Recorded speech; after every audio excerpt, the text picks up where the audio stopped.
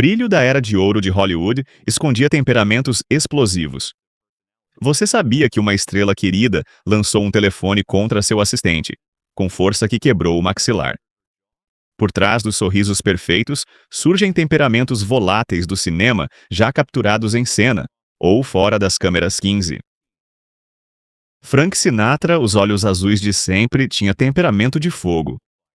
O presidente do conselho jogou um prato de massa contra a parede do restaurante, pois o chefe ousou colocar alho, berrando que italianos de verdade não usam alho na massa. Suas explosões tornaram-se tão lendárias que cassinos de Vegas criaram o Código Sinatra, para avisar funcionários quando ele estava de mau humor.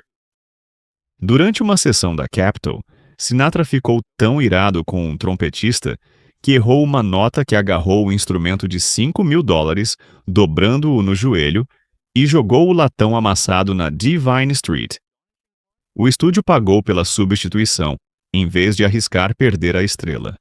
Mesmo o poderoso Sammy Davis Jr. não era imune à fúria de Sinatra quando Davis derrubou uma bebida no terno novo de Frank. Sinatra não falava com ele há 6 meses, quase destruindo o Rat Pack. O dono do cassino, Jack Trotter, lembrou: "Já vi Frank esvaziar um cômodo inteiro com apenas um olhar. Aquele olhar poderia congelar lava."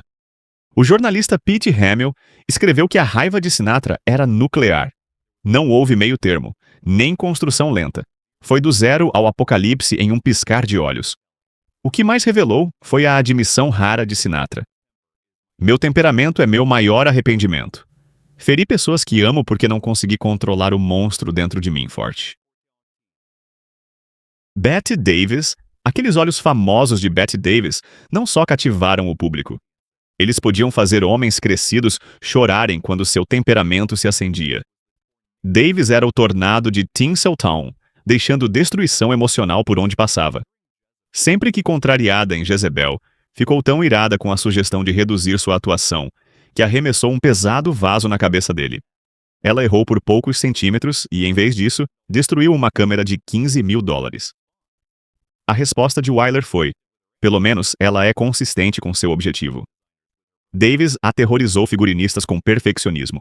Quando Ori Kelly mostrou o vestido à Vitória Sombria, Davis arrancou-o do corpo, rasgou-o com tesouras e gritou: "Isto é o que penso de sua criação." No dia seguinte, Kelly voltou com um vestido idêntico. Davis o considerou perfeito, sem perceber que era praticamente o mesmo design. A coestrela Miriam Hopkins suportou a ira de Davis durante o convívio, quando Bette se sentiu ofuscada entre as tomadas da cena de confronto. Davis sussurrou discretamente para Hopkins: "Sempre te odiei e essa tapa vai ser maravilhosa." Ela desferiu um tapa tão forte que o ouvido de Hopkins rangou por 3 dias. O executivo Jack Warner, da Warner Brothers, que chamou Davis uma caçadora, reconheceu quando as receitas chegaram, de fato. Perdoou os móveis quebrados e as secretárias que choraram. Davis, ela mesma, nunca pediu desculpas pelo comportamento, declarando: "Até você ser conhecido como monstro, você não é estrela." 13 Joan Crawford. As crises de temperamento da rainha de Hollywood não eram apenas atuar como vilão na tela. Por trás daquelas ombreiras icônicas e das sobrancelhas perfeitamente arqueadas, escondia-se uma mulher que entraria em acessos de fúria se avistasse um único cabide de arame em sua mansão. As lendárias crises de nervos de Crawford no set tornaram-se tão comuns que os diretores passaram a reservar dias extras na programação de produção apenas para seus episódios. Durante Mildred Pierce, ela bateu na coestrela e em Blythe com força durante as tomadas. O rosto de Blythe ficou inchado por dias, forçando a equipe a ajustar a luz para esconder as contusões. Executivos da MGM tremeram quando Crawford invadiu os escritórios. Em um incidente infame, ela quebrou todas as peças de cristal no camarim ao descobrir que seu nome ficou em segundo no pôster de um filme. Seu rigor beirava o psicótico. Ela demitiu a criada por ter deixado passar uma poeira sob uma escrivaninha francesa do século XVII. Trabalhar com Joan era como andar num campo minado vendado. O diretor Michael Curtiz confessou: "Você nunca sabia o que a provocaria, mas sabia que a explosão seria espetacular."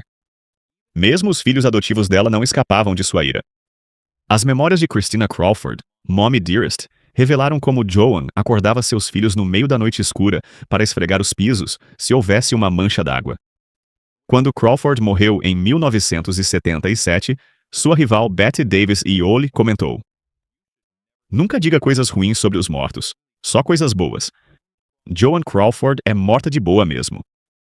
12. Kirk Douglas, aquela famosa covinha no queixo do Kirk Douglas. Ela se formou pela pressão dele ficar cerrando o maxilar com raiva. O galã mais intenso de Hollywood tinha um temperamento que combinava com a ferocidade que demonstrava na tela. Durante Spartacus, Douglas ficou tão furioso com o diretor Stanley Kubrick que jogou uma cadeira nele e, segundo relatos, correu atrás dele pelo set com uma espada cenográfica, gritando que o atravessaria caso ele sugerisse mais um ângulo de câmera.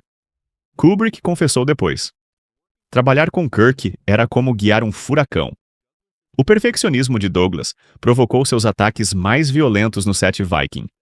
Ele demitiu 3 coordenadores de dublês em um dia, realizou um salto perigoso e quebrou 2 costelas no processo.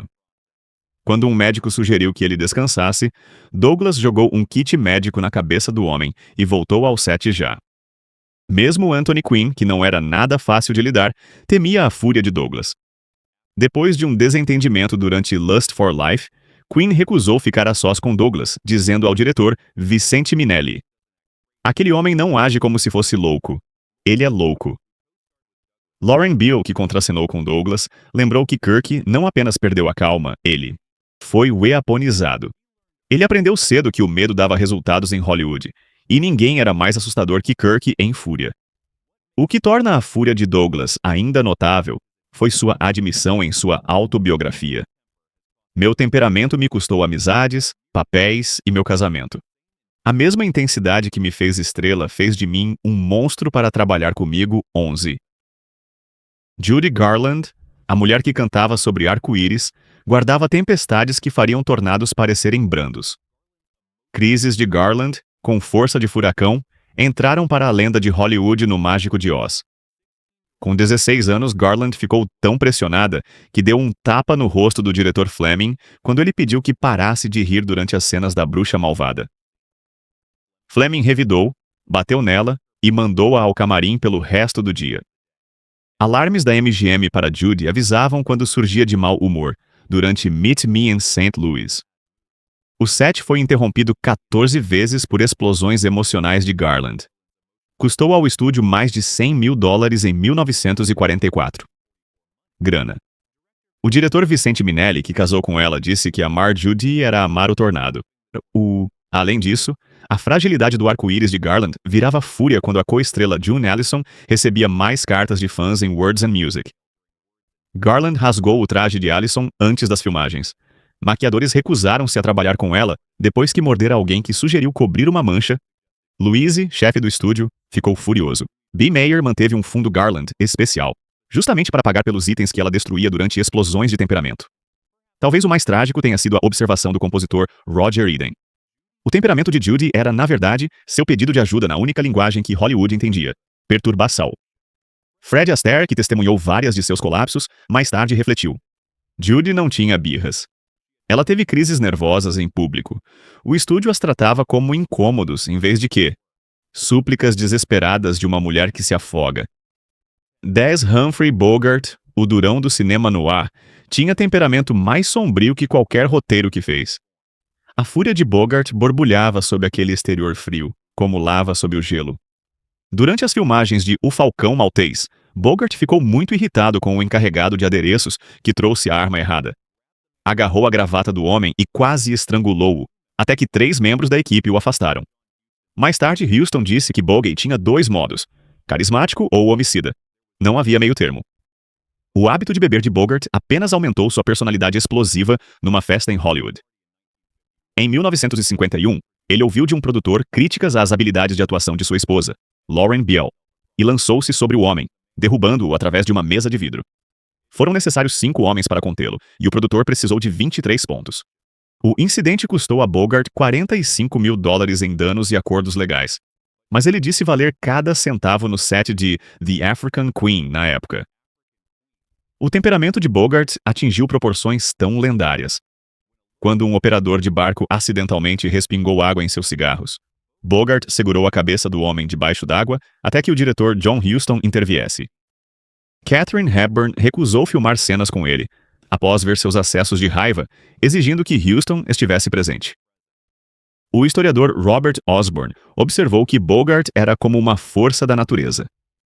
Todo mundo em Hollywood tinha relatos de escapar da ira de Bogart, e não eram exageradas. Mesmo seu amigo e co-estrela frequente, Peter Lo admitiu que amava Bog como irmão. Mas houve dias em que temi pela minha vida perto dele. Orson Welles, o garoto gênio que aterrorizou a América com a transmissão de A Guerra dos Mundos, era ainda mais aterrorizante de se trabalhar com ele. Welles não dirigia apenas filmes. Ele canalizou a raiva com o mesmo ardor, mantendo o fervor revolucionário que o acompanhava sem hesitar. Durante a edição de Cidadão Kane, Welles ficou irado com veemência que um executivo de estúdio sugeriu cortes, e ele prosseguiu obstinadamente. Ele se trancou na sala de edição por 3 dias dormindo e urinando em garrafas para não ceder o controle. No set de A Dama de Xangai, Welles ficou furioso com a Columbia Pictures. Por interferência de Harry Cohen, ele pegou um machado e abriu um furo na parede do gabinete de Cohen. Enquanto dentro, seguranças ficaram com medo para intervir.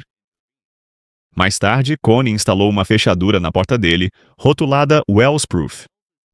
O temperamento de Welles não era explosivo. Era calculado em Otelo.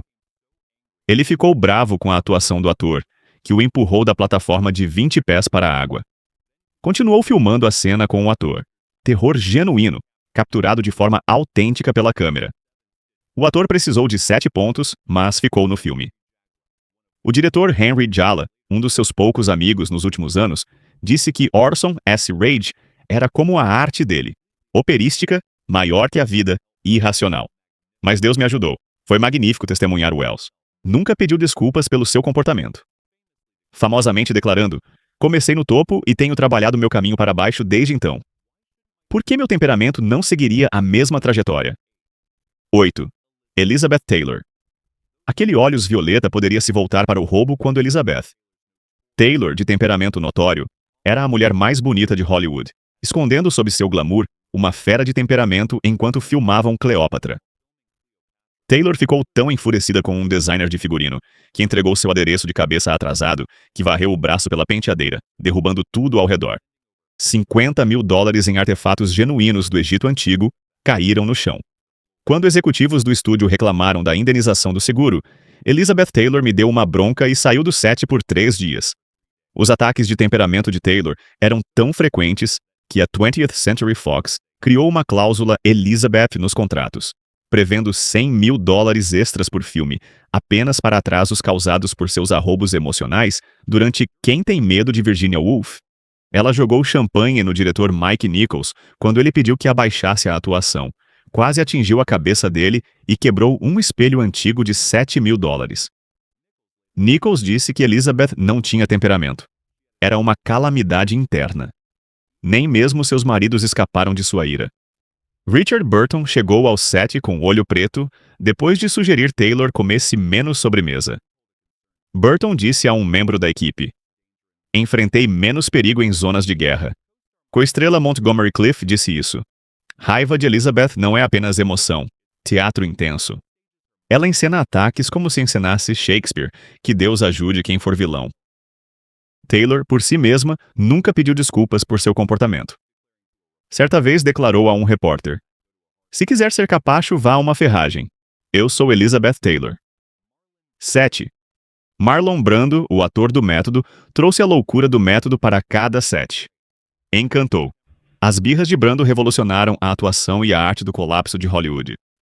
Durante a produção de seu primeiro grande filme, Brando ficou tão furioso com um assistente que trouxe o tipo errado de café. Ele passou a cadeira por cima do pé do homem repetidas vezes, quebrando 3 dedos. A resposta do diretor Fred Zimmerman. Considere isto um exercício de atuação em frustração.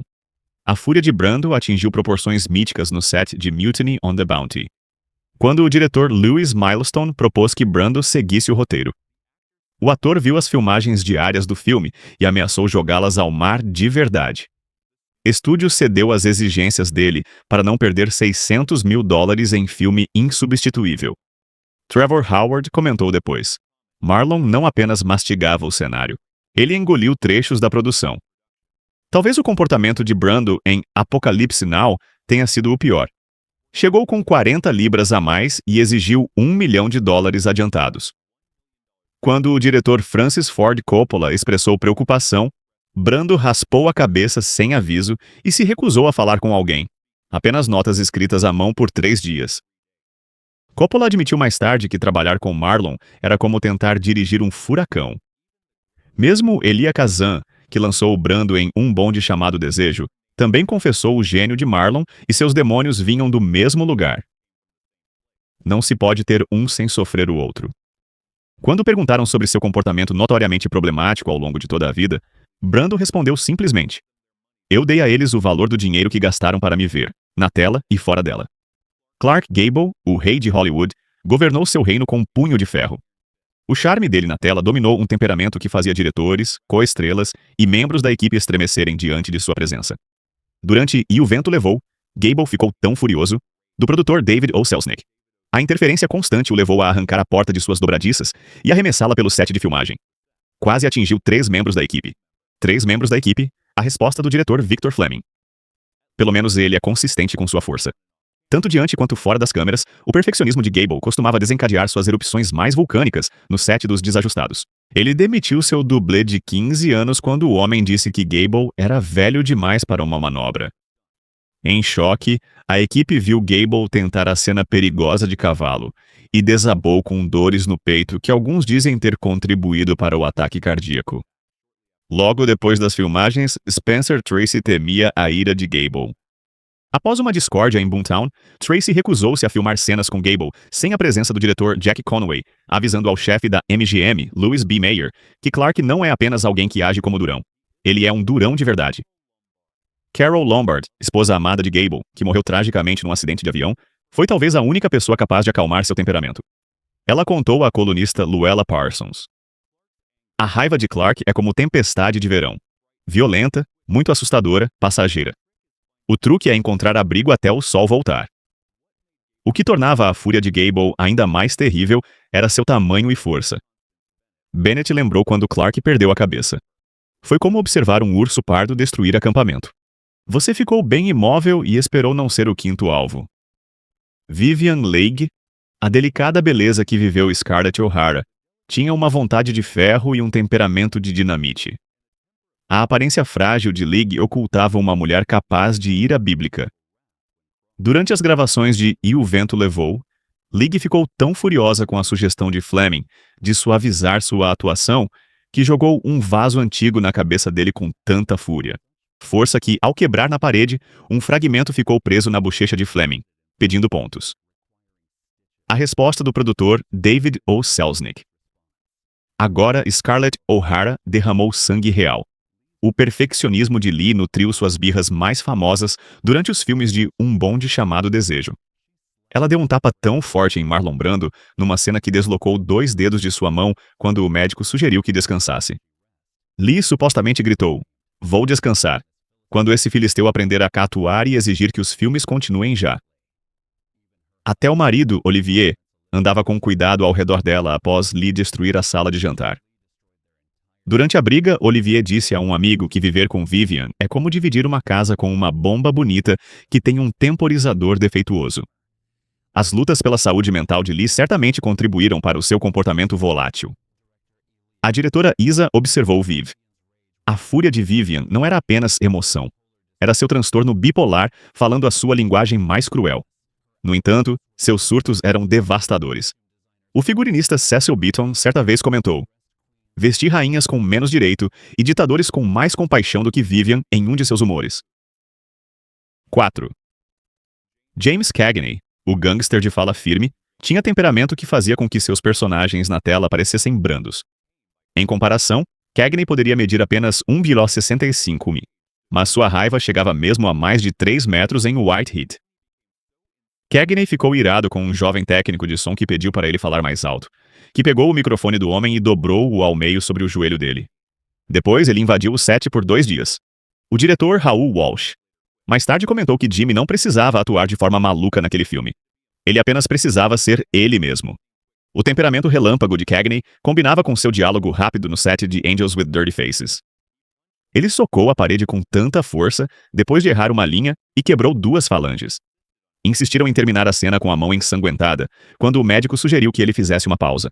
Cagney, dizem, rosnou. A brecha será seu pescoço se não sair da minha vista.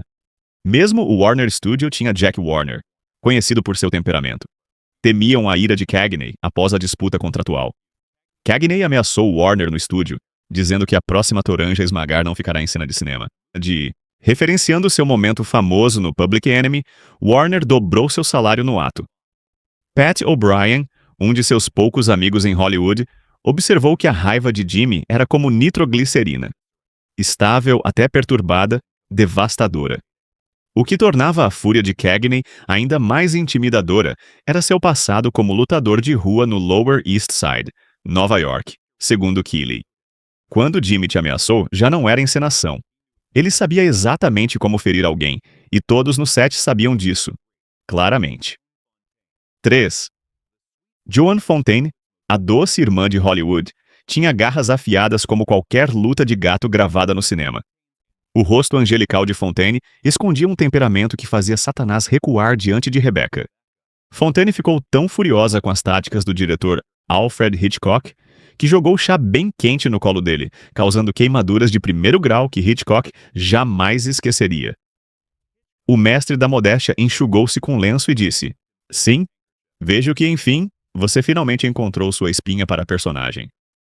As crises espetaculares de Fontaine eram provocadas por menções à irmã, rival de Olivia de Havilland.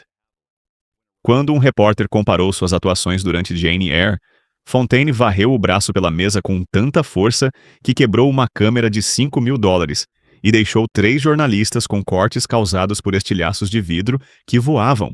O estúdio pagou pelos equipamentos e despesas médicas para evitar Fontaine sair do filme. Nem seus colegas de elenco estavam a salvo. Em Ivanhoe, viu que o trailer era menor que o de Elizabeth Taylor e não saiu 2 dias, custando a MGM mais de $50.000. Atrasos quando Pan S. Berman implorou pela porta. Fontaine, segundo relatos, gritou: "Tenho um Oscar." Essa criança tem só olhos violetas e glândulas hiperativas. O diretor, William Wyler. Quem testemunhou várias explosões observou: Joan Rage tinha precisão quase artística. Ela não apenas perdeu o controle, ela transformou a raiva em arma com precisão cirúrgica. Talvez seja a admissão de Fontaine em sua autobiografia. As pessoas pensam que Olivia era a irmã difícil. Eles não sabem do que eu era capaz. Quando provocavam, acabava ganhando publicidade. 2. Edward G. Robinson. O homem que popularizou filmes de gangster tinha temperamento que fazia seus capangas da tela parecerem meninos do coro. A voz distinta de Robinson ficou ainda mais marcante quando atingiu tons que estilhaçam o vidro, suas tiradas lendárias. Durante Little Caesar, Robinson ficou tão furioso com uma assistente de guarda-roupa que lhe trouxe o chapéu errado e rasgou os figurinos, pisotando-os, causando o $12.000 em danos. O diretor Mervyn LeRoy disse mais tarde, quando Ed explodiu: "Até gangsters teriam fugido para as colinas." O perfeccionismo de Robinson provocava erupções vulcânicas em Key Largo. Ele arremessou arma cenográfica contra John Huston com tanta força que quebrou a lente de uma câmera de $7.000. Em vez de pedir desculpas, Robinson gritou: "Agora pode ouvir quando eu disser que a marcação está errada." Huston, ele admitiu que não era moleza. "Prefiro enfrentar fuzilamento a Ed em birra." Mesmo o formidável Humphrey Bogart caminhou com cuidado ao redor de Robinson. Depois de ver um surto de Robinson no set, Bogart disse a Lauren Bacall: "Sou durão. Aquele sujeito pode assustar Al Capone." O que tornava a fúria de Robinson chocante era o contraste com sua vida, como colecionador de arte erudito. Atriz e Southern observaram hoje mesmo. Edward podia citar Shakespeare em 1 minuto e, no seguinte, jogar um telefone pela janela. A raiva dele era grande. Robinson não pediu desculpas por seu comportamento, dizendo à repórter que o questionou: "Eu não sobrevivi nesta cidade. Ao ceder às vontades dos outros, às vezes você precisa lembrar exatamente com quem está lidando." 1. Barbara Stanwyck, a rainha do cinema noir, tinha um lado sombrio que seus personagens mais vilanescos não podiam tocar. O olhar firme de Stanwyck poderia congelar o sangue na tela. mas seu temperamento poderia ferver esse sangue na vida real. Durante a indenização dupla, Stanwyck ficou tão enfurecida quando o diretor Billy Wilder sugeriu amaciar sua personagem que ela agarrou uma faca cenográfica e a cravou através do roteiro, e na mesa dele deixando a mão dele a poucos centímetros de ser atingida. Wilder para sempre. O profissional simplesmente respondeu: "Vejo que você realmente se conectou às tendências homicidas do personagem." O perfeccionismo explosivo de Stanwyck fez os executivos do estúdio tremerem durante as filmagens. Desculpe, número errado. Ela descobriu que uma assistente de guarda-roupa usava botões normais em vez de botões vintage no traje dela. E ficou tão furiosa que rasgou o vestido em pedaços, trancou-se em seu camarim por 8 horas, atrasando a Paramount em US 20 mil highlighters. O produtor Hal B. Wallace disse mais tarde que Bárbara não faz birras. Ela calculou ataques nucleares. Mesmo seus colegas de elenco não eram imunes à sua ira. Quando um ator errou o sinal durante a Lady Eve, Stanwyck o golpeou com tanta força que sua audição ficou temporariamente prejudicada. Em vez de pedir desculpas, ela supostamente sibilou: "Da próxima vez, ouça com mais cuidado." O que tornava a raiva de Wick intimidante era seu passado duro do Brooklyn e recusa em adotar pretensões de dama de Hollywood. O diretor Frank Capra disse que Bárbara luta como homem e guarda rancores como siciliano. É uma combinação terrível. Stanwyck nunca negou sua natureza volátil. Ficou famosa por dizer a uma atriz que reclamava de seu comportamento exigente: "Meu bem, lutei para sair da sarjeta. Você acha que cheguei aqui por ser legal? Então é isso, a dura verdade por trás das estrelas da era de ouro de Hollywood." Seus temperamentos eram demoníacos. Qual lenda volátil te chocou mais? Ou talvez ache que hoje as estrelas são piores ainda? Deixe seus pensamentos nos comentários e pergunte a si mesmo: esses ícones teriam atingido um status lendário sem seus temperamentos? Talvez a verdadeira grandeza exija a escuridão que a sociedade polida não entende.